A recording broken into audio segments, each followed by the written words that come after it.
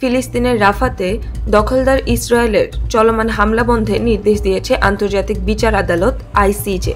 শুক্রবার হেগ ভিত্তিক জাতিসংঘের সর্বোচ্চ আদালত ইসরায়েলকে এই নির্দেশ দেয়।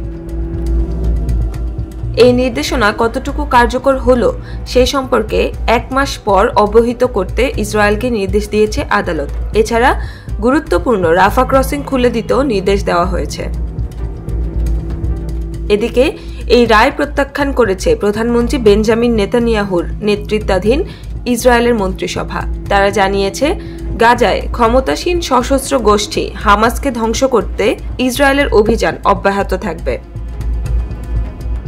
আন্তর্জাতিক বিচার আদালতের দেওয়া এই রায় এখন জাতিসংঘের নিরাপত্তা পরিষদে উত্থাপন করা হবে। সেখানে যদি সব দেশ এতে সম্মত হয় তাহলে এটি কার্যকর হবে। ধারণা করা হচ্ছে যুক্তরাষ্ট্র এই রায়ে ভেটো দেবে।